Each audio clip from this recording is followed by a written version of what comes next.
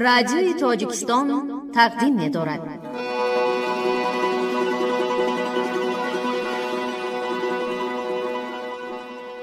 من چی گویم وصف آن عالی جناب، نیست پیغمبر ولی دارد کتاب. مثنوی معنوی مولوی، هست قرآن در زبان پهلوی.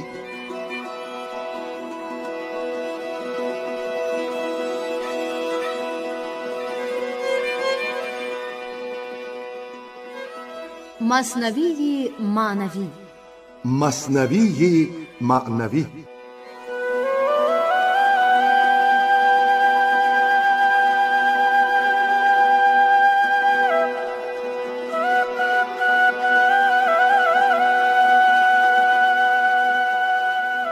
محفل ادبی با افتخار 800 سالگی مولانا محمد جلال الدین بلخی. صدر محفل حاجی اسماعیل پیر محمد زاده.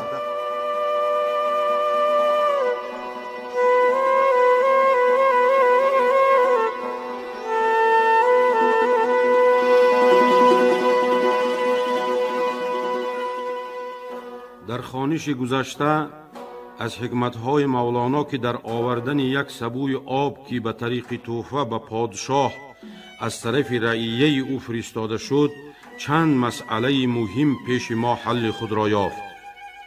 اول آن طاعت ناچیز ما و ثانیاً علم و کسب و کمالات ما که خیلی قلیل است. جای می گفت آن سبوی آب دانش‌های ماست، وین خلیفه دجله علم خداست. اینجا حکیمانه جامع العلوم بودن را تشویق میکند که آنجایی که ما از علم دین، از علم صرف و نحو و ادب باخبریم، کسب علم دنیوی هم کرده باشیم، وگرنه طوفان حوادث زندگی ما را در کام خود میکشد. اطلب العلم ولو بالسین، طلب علم کنید اگرچه دوری راه تا چین هم باشد، و در راه بندگی در زندگی همراهانی داشته باشیم. همنشین موافق داشتن را توصیه میکند، نوابسته از ملت. مرد حجی همراه حاجی طلب، خواه هند و خواه ترک و خواه عرب. و اینجا می آییم تا جایی که مولانا به تصوف می گذرد و یافتن منزل مقصود را به انگشت پیر رهنما تصور نمی کند. تأکید می کند پیر را بگزین که به پیر این سفر هست بس پر آفت و خوف و خطر. و عموما مفهوم پیر خیلی وسیع است. در هر جاده انسان ها باید پیر و استاد علم و کسب داشته باشند. از حضرت علی و از روزگار رسول خدا ما و شما را پند می دهد. وقتی حکایه کبودی زدن قزوینی بر شانگه صورت شیر را که به طریق سوزن زدن بود بالای او نگاه میکنی، حتما ابوالمعانی به خاطر کس می رسد.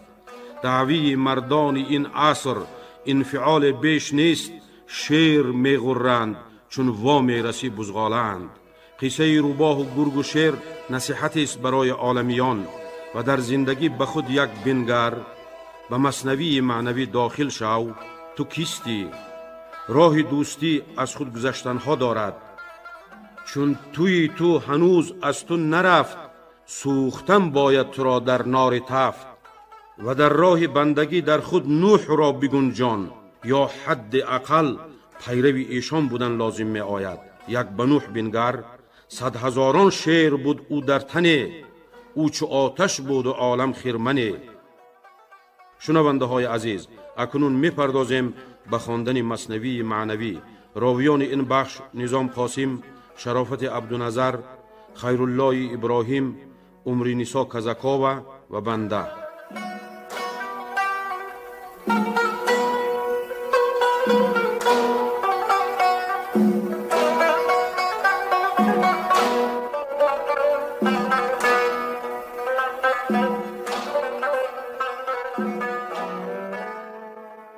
قبول کردن خلیفه هدیه را و عطا فرمودن با کمال بینیازی از آن هدیه و از آن سبو.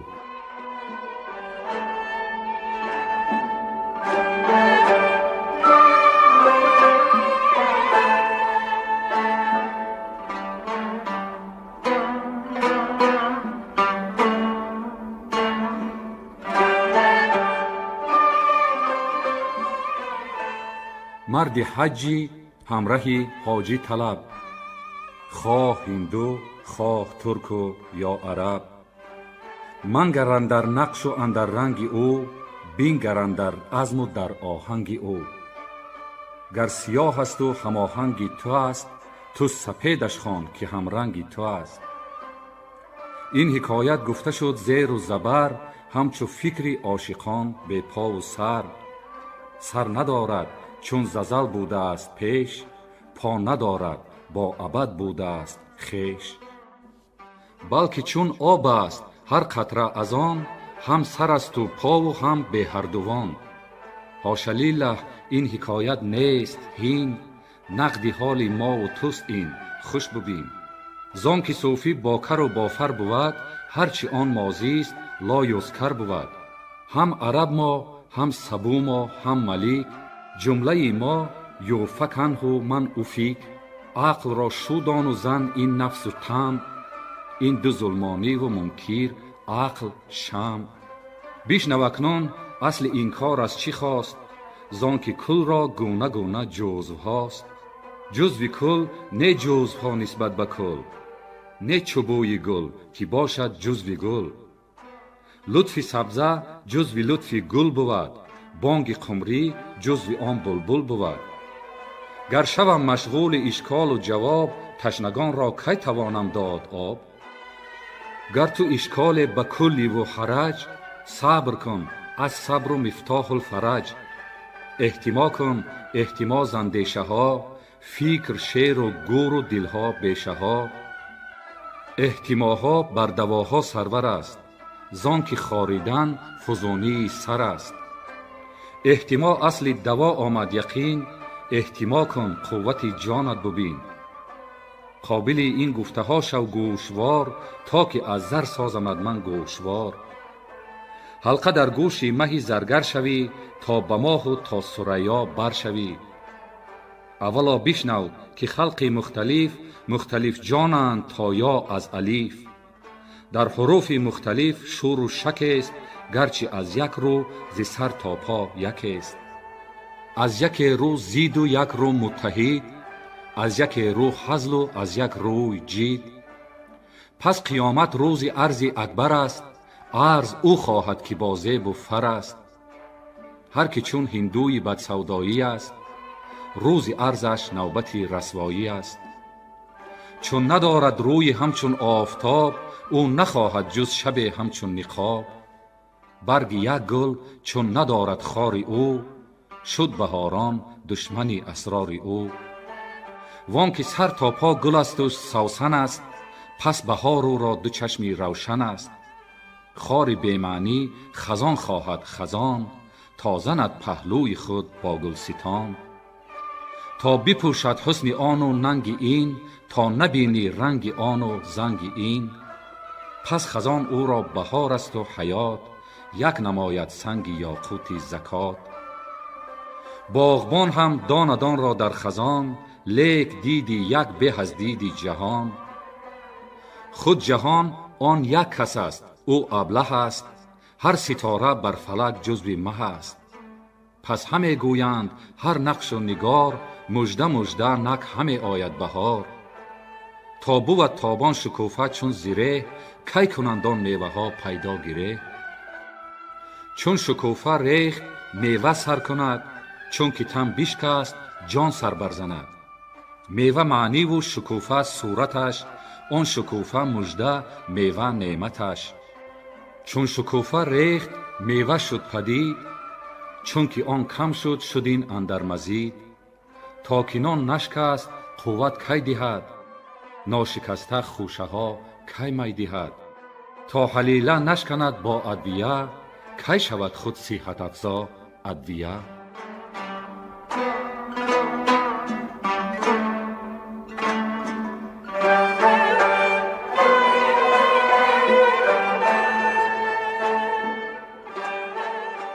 در صفت پیر و متابعت وی.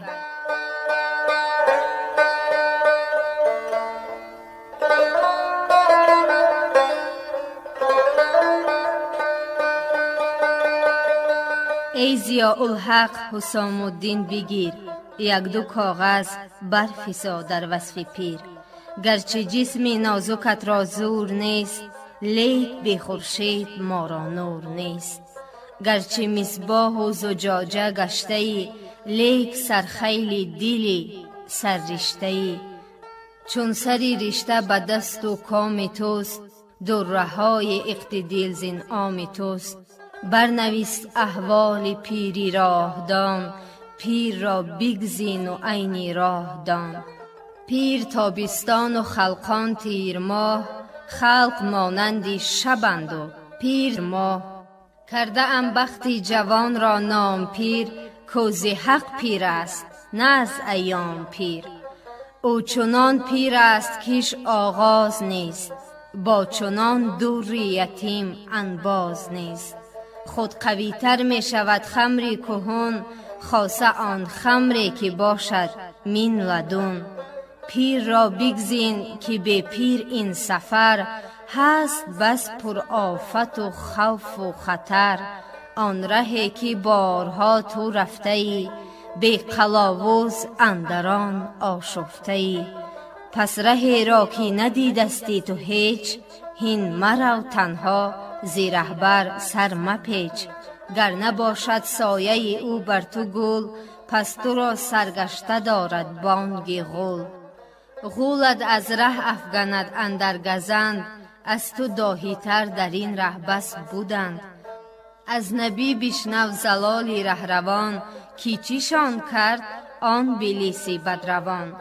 100,000 ساله راه از جاده دور، بردشان و کردشان ادبیر و اور. استخوانهاشان بوبین و مویشان، عبرت گیر و مران خر سویشان. گردنی خر گیر و سوی راه کش، سوی رهبانان و رهدانان خوش. هین مهیل خر را و دست از وی مدار، زان که عشق اوست سوی سبززار. گر یک دم تو به غفلت واهلیش، او رود فرسنگ ها سوی حشیش. دشمنی راه است خر مستی علف، ای که بس خربنده را کرد او تلف.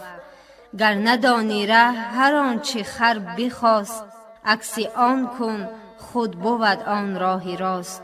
شاویر و هن و آنگه خالف، و این من لم یأسهن تالف. با هوا و آرزو کم باش دوست، چون یضلک عن سبیل الله اوست. این هوا را نشکند اندر جهان، هیچ چیزی همچو سایه همراهان.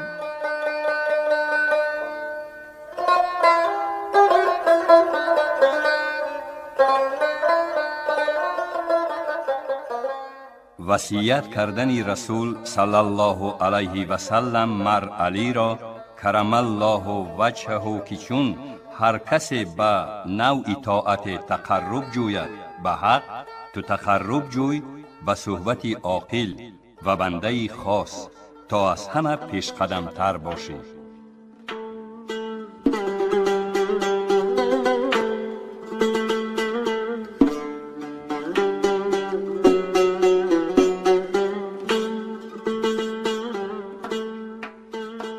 گفت پیغمبر علی را که علی شیر حقی پهلوانی پردلی، لیک بر شیر مکن هم اعتماد، اندرا در سایه نخل امید.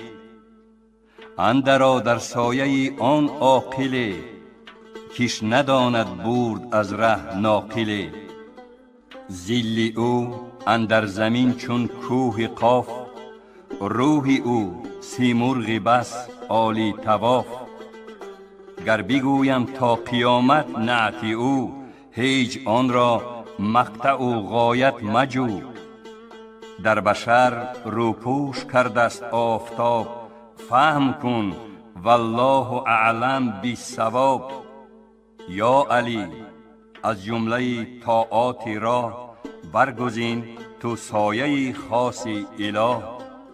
هر کسی در طاعت بگریختند، خیشتن را مخلص انگیختند. تو برو در سایه عاقل گریز، تا رهی زان دشمنی پنهان ستیز. از همه طاعات اینت بهتر است، سبق یابی بر هر آن سابق که هست. چون گرفتت پیر هین تسلیم شو، همچو موسی زیر حکمی خیز رو. صبر کن بر کار خیز بی نفاق، تا نگوید خیز رو هازا فراق. گرچه کشتی بشکند تو دم مزن، گرچه طفل را کشد تو مو مکن. دست او را حق چو دستی خویش خوان، تا ید الله فوق ایدیهم بران. دست حق میراندش زندش کند، زنده چی بود جانی پایندش کند. هر کی تنها نادی را این ره بری، هم به اونی همتی پیران رسی. دست پیر از غایبان کوتاه نیست، دست او جز قبضه الله نیست. غایبان را چون چونین خلعت دهند، حاضران از غایبان بیشک بهند. غایبان را چون نواله می دهند، پیش مهمان تا چی نعمت ها نهند. کو کسی کو پیش شه بندد کمر، تا کسی کو هست بیرون سوی در. چون گزیدی پیر نازک دل مباش، سست و ریزیده چو آب و گل مباش. ور به هر زخم تو پرکینه شوی، پس کجا بی صیقلایی نشوی.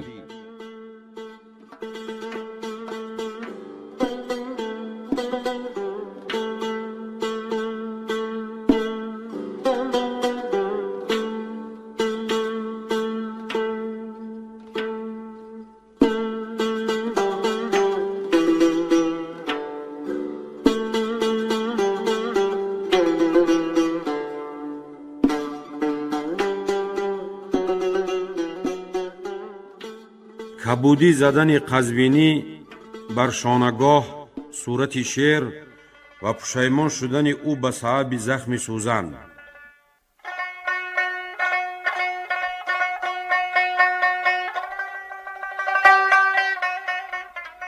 این حکایت بشنود صاحب بیان، در طریق و عادت قزوینیان. بر تن و دست و کتفها بگزند، از سری سوزن کبودی ها زنند. سوی دلاک بشد قزوینیه، که کبودم زن بکن شیرینیه. گفت چی صورت زنم ای پهلوان، گفت برزن صورتی شیری ژیان. طالعم شیر است نقشی شیر زن، جهد کن رنگی کبودی سیر زن. گفت بر چه موضعت صورت زنم، گفت بر شانگه هم زن آن رقم. چون که او سوزن فرو بردن گرفت، درد آن در شانگه مسکن گرفت. پهلوان در ناله آمد کیسنی، مرمرا کشتی چی صورت میزنی. گفت آخر شیر فرمودی مرا، گفت از چی عضو کردی ابتدا. گفت از دمگاه آغازیده ام، گفت دم بگذار ای دو دیده ام. از دم و دمگاه شیرم دم گرفت، دمگه او دمگه هم محکم گرفت. شیر بدم باش گو ای شیر ساز، که دلم سستی گرفت از زخم گاز. جانب دیگر گرفت آن شخص زخم، به محابا به مواسای و رحم. بانگ کرد او کینچی اندام است از او، گفت این گوش است ای مردی نکو. گفت تا گوشش نباشد ای حکیم، گوش را بگذار و کوته کن گلیم. جانب دیگر خلیش آغاز کرد، باز قزوینی فغان را ساز کرد. کین سوم جانب چه اندام است نیز، گفت این است اشکم شیر عزیز. گفت تا اشکم نباشد شیر را، گشت افزون درد کم زن زخمها. خیره شد دلاک و بس حیران بماند، تا به دیر انگوش در دندان بماند. بر زمین زد سوزن از خشم استاد، گفت در عالم کسی را این فتاد. شیر بدوم و سر و اشکم کی دید، این چونین شیر خدا خود نافرید. ای برادر صبر کن بر درد نیش، تا رهی از نیش نفس گبر خویش. کن گروهی که رهیدند از وجود، چرخ و مهر و ماهشان آرد سجود. هر کی مرد اندر تن او نفس گبر، مروه را فرمان برد خورشید و ابر. چون دلش آموخت شمع افروختن، آفتاب او را نیارد سوختن. گفت حق در آفتاب منتجم، ذکر تزاور کذا عن کهفهم. خار جمله لطف چون گل می شود، پیش جزو کوسوی کل می رود. چیست تعظیم خدا افراشتن، خیشتن را خار و خاکی داشتن. چیست توحید خدا آموختن، خیشتن را پیش واحد سوختن. گر همی خواهی که بفروزی چو روز، هستی همچون شبی خود را بسوز. هستیت در هستی آن هستی نواز، همچون میس در کیمیا اندر گداز. در من و ما سخت کردستی دو دست، هست این جمله خرابی از دو هست.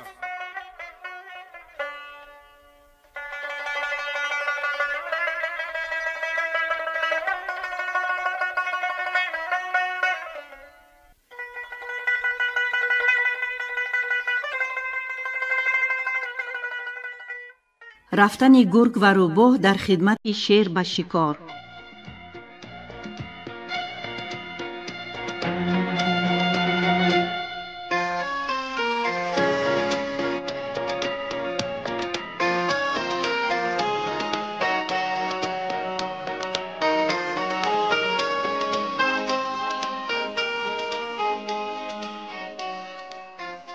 شیر و گرگ و روبه بهر شکار، رفته بودند از طلب در کوهسار. تا به پشتی همدیگر بر صیدها، سخت بربندند باری قیدها. هر سه با هم اندر آن صحرای ژرف، صیدها گیرند بسیار و شگرف. گرچه زیشان شیر نر را ننگ بود، لیک کرد اکرام و همراهی نمود. این چونین شهرها ز لشکر زحمت است، لیک همره شد جماعت رحمت است. این چونین مه را ز اختر ننگ خواست، او میان اختران بهر سخاست. امر شاویرهون پیامبر را رسید، گرچه رای نیست رویش را ندید. در ترازو جو رفیقی زر شده است، نه از آن که جو چو زر گوهر شده است. روح قالب را کنون همره شده است، مدت سگ حارسی درگه شده است. چون که رفتند این جماعت سوی کوه، در رکاب شیر با فر و شکوه. گاوی کوهی و بز و خرگوش زفت، یافتند و کار ایشان پیش رفت. هر که باشد در پی شیری هراب، کم نیاید روز و شب او را کباب. چون ز کوه در بیشه آوردندشان، کشته و مجروح و اندر خون کشان. گرگ و روبه را طمع بود اندران، که رود قسمت به عدل خسروان. عکس طمعی هر دوشان بر شیر زد، شیر دانست آن طمع ها را سند. هر که باشد شیر اسرار و امیر، او بداند هرچه اندیشد ضمیر. هین نگه دار ای دلی اندیشه خو، دل ز اندیشه بدی در پیش او. داند و خر را همی راند خموش، در رخت خندد برای روی پوش. شیر چون دانست آن وسواسشان، وا نگفت و داشت آن دم پاسشان. لیک با خود گفت بنمایند سزا، مر شما را ای خسیسان گدا. مر شما را بس نیامد رای من، ظنتان این است در ایتای من. ای عقول و رایتان از رای من، از عطاهای جهان آرای من. نقش با نقاش چیست گالد دیگر، چون سیگالیش اوش بخشید و خبر. این چونین ظنی خسیسانه به من، مر شما را بود ننگانی زمن. زانین بالله ظن سوء او را، گر نبرم سر بود عینی خطا. وارهانم چرخ را از ننگتان، تا بماند در جهان این داستان. شعر با این فکر میزد خنده فاش، بر تبسم های شعر ایمین مباش.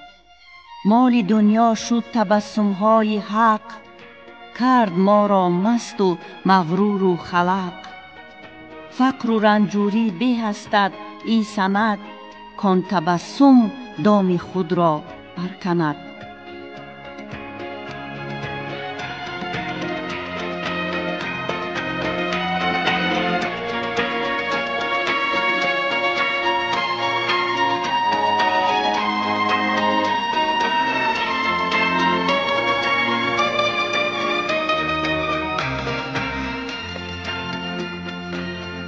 امتحان کردن شیر گرگ را و گفتن که پیش آی ای گرگ، بخش کن صیدها را میان ما.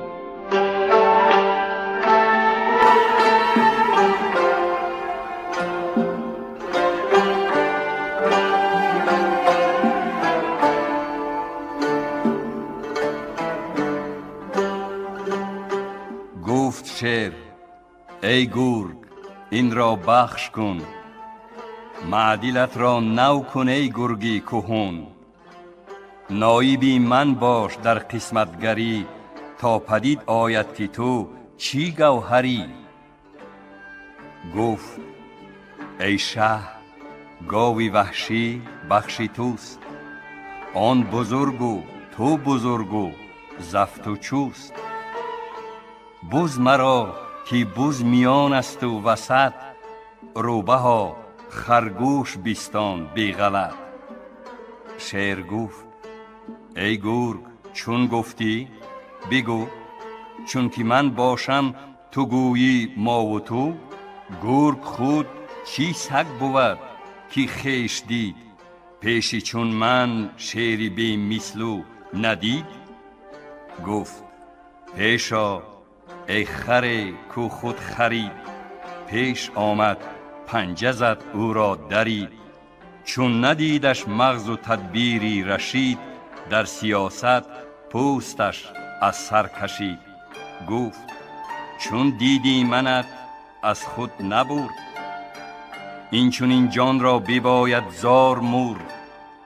چون نبودی فانی اندر پیش من، فضل آمد مر تو را گردن زدن.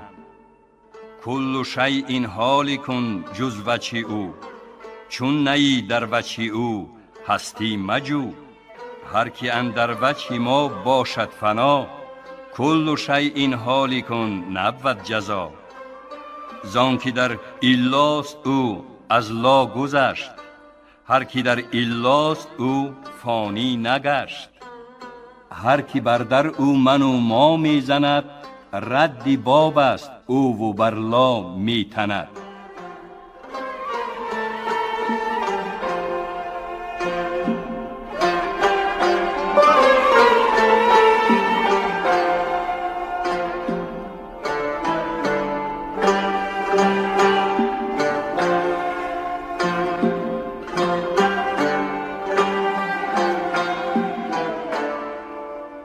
قصه آن کس که در یار بکفت. از درون گفت کیست آن؟ گفت منم. گفت چون تو تویی در نمیکشایم، هیچ کس را از یاران نمیشناسم که او من باشد. برو.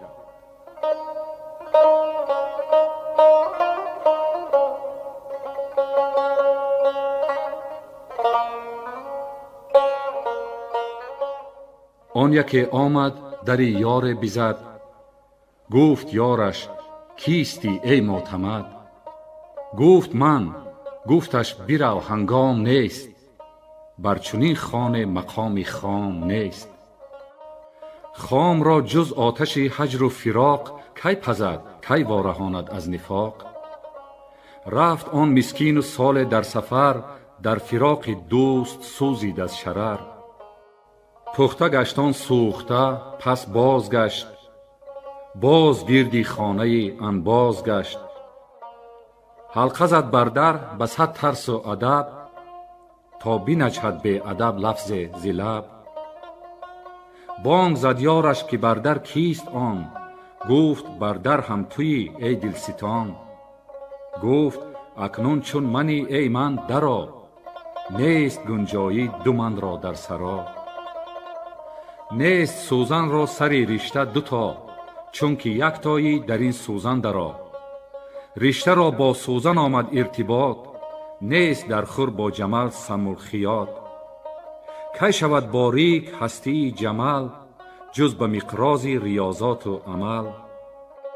دست حق باید مران را ای فلان، کو بود بر هر محال کن فکان. هر محال از دست او ممکن شود، هر حرام از بیم او ساکن شود. اکمه و ابرس چی باشد مرده نیز، زنده گردد از فسون آن عزیز. وان آدم کز مرده مرده تر بود، در کف ایجاد او مضطر بود. کل یوم هو فی شانش بخوان، مرو را بیکار و بیفعل مدان. کمترین کارش هر روز است آن، کو سه لشکر را کند این سو روان. لشکر زسلاب سوی امهات، بهر آن تا در رحم رویت بنات. لشکر زرهام سوی خاکدان، تا ز نر و ماده پر گردد جهان. لشکر از خاک زان سوی اجل، تا ببیند هر کس حسن عمل. این سخن پایان ندارد هین بتاز، سوی آن دو یار پاکی پاک باز. گفت یارش کنده را ای جمله من، نه مخالف چون گل و خار و چمن. رشته یکتا شد غلط گم شد کنون، گر دوتا بینی حروف کاف و نون. کاف و نون همچون کمند آمد جذوب، تا کشاند مر آدم را در خطوب.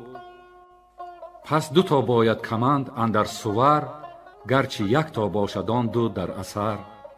گر دو پا گر چار پا ره را برد، همچو مقراض دوتا یکتا برد. آن دو همبازان گازور را ببین، هست در ظاهر خلافی زان و زین. آن یکی کرباس را در آب زد، وان دیگر هم باز خشکش می کند. باز او آن خشک را تر می کند، گویا زیستیزه زید بر می تند. لیک این دو زید استیزه نما، یک دل و یک کار باشد در رضا. هر نبی و هر ولی را مسلک است، لیک تا حق می برد جمله یک است. چون که جمعی مستمع را خواب برد، سنگ های آسیا را آب برد. رفتن این آب فوق آسیاست، رفتنش در آسیا بحر شماست.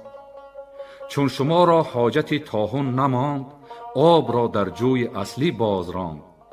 ناطقه سوی دهان تعلیم راست، ورنه خود آن نطق را جوی جداست. می رود به بانگ و به تکرارها، تحت الانهار تا گلزارها.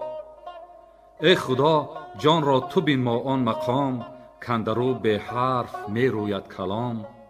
تا که سازد جان پاک از هر قدم، سوی عرصه دور پهنای عدم. عرصه بس با کشاد و با فضا، وین خیال و هست یابد زون نوا. تنگتر آمد خیالات از عدم، زان سبب باشد خیال اسباب غم. باز هستی تنگتر بود از خیال، زان شود در وی قمر همچون هلال. باز هستی جهان و حس و رنگ، تنگتر آمد که زندان است تنگ. علت تنگی است ترکیب و عدد، جانب ترکیب حس ها می کشد. زان سوی حس عالم توحید دان، گر یکی خواهی بدان جانب بران. امر کن یک فعل بود و نون و کاف، در سخن افتاد و معنی بود صاف. این سخن پایان ندارد بازگرد، تا چی شد احوال گرگ اندر نبرد.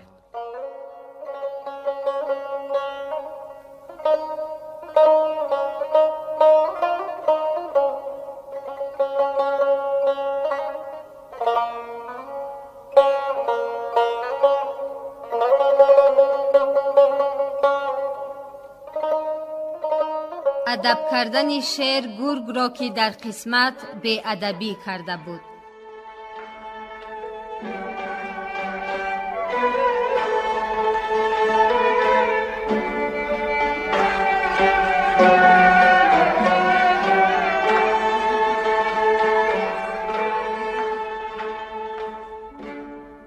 گرگ را برکند سر آن سرفراز، تا نماند دوسری و امتیاز.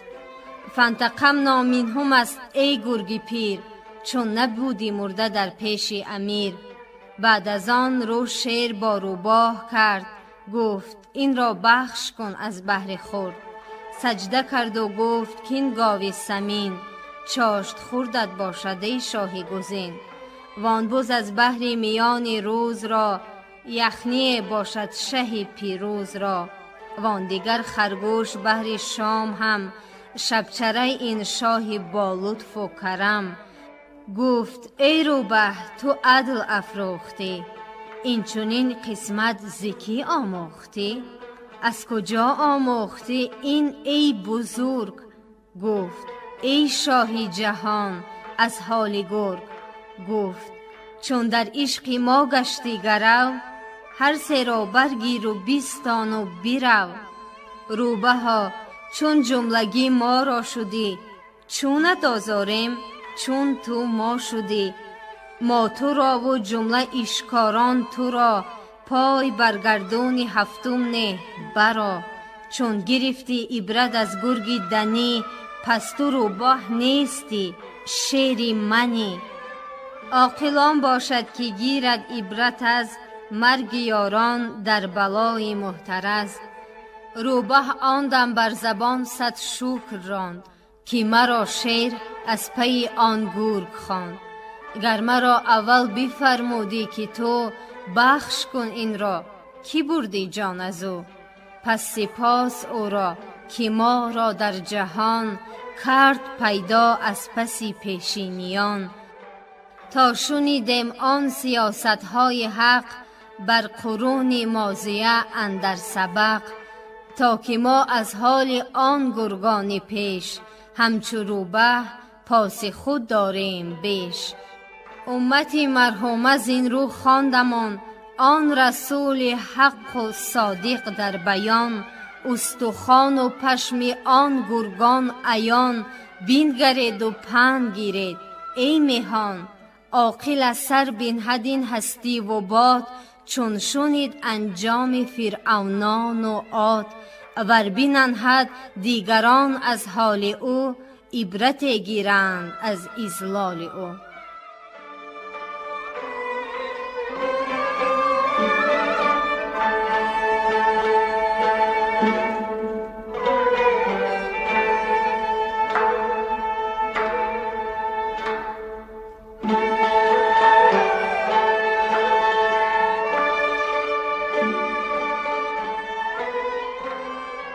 تهدید کردن نوح علیه السلام مر قوم را که با من مپیچید، که با خدای مپیچید.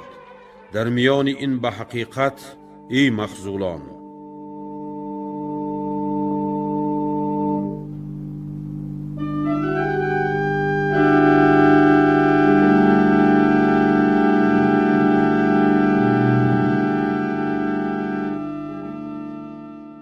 گفت نوح ای سرکشان من نیم، من ز جان مردم به جانان میزیم. چون بمردم از حواس بوالبشر، حق مرا شد سمع و ادراک و بصر. چون که من نیستم این دم زهوست، پیش این دم هر که دم زد کافروست. هست اندر نقش این روباه شیر، سوی این روبه نشاید شد دلیر. گر ز روی صورتش می نگروی، غره شیران از او می نشنوی. گر نبودی نوح را از حق یده، پس جهان را چرا برهم زدی؟ 100 هزاران شیر بود او در تنه، او چو آتش بود و عالم خرمنه. چون که خرمن پاس عشر اون نداشت، او چنان شعله بر آن خرمن گماشت. هر که او در پیش این شیر نهان، بی ادب چون گرگ بگشاید دهان. همچو گرگ آن شیر بردراندش، فانتقمنا منهم برخواندش. زخم یابد همچو گرگ از دست شیر، پیش شیر ابله بود کو شد دلیر. کاش که آن زخم بر تن آمدی، تا بودی کیمان و دل سالم بودی. قوتم بکس است چون اینجا رسید، چون توانم کرد این سر را پدید. همچو آن روبه کمی اشکم کنید، پیش او روباه بازی کم کنید. جمله ما و من به پیش او نهید، ملک ملک اوست ملک او را دهید. چون فقیر آید اندر راه راست، شیر و صید شیر خود آن شماست. زانکه او پاک است و سبحان وصف اوست، بی نیاز است و ز نغز و مغز و پوست. هر شکار و هر کراماتی که هست، از برای بندگان آن شه است. نیست شه را طمع بهر خلق ساخت، این همه دولت خنک آن کو شناخت. آنکه دولت آفرید و دو سرا، ملک دولت ها چکار آید ورا. پیش سبحان پس نگه دارد دل، تا نگردید از گمان بدخجل. کو ببیند سیر و فکر و جستجو، همچو اندر شیر خالص تار مو. آنکه او به نقش ساده سینه شد، نقش های غیب را آینه شد. سر ما را بیگمان موقن شود، زانکه مومن آینه مومن بود. چون زند اون نقد ما را بر محک، پس یقین را باز دارد او ز شک. چون شود جانش محک نقدها، پس ببیند قلب را و قلب را.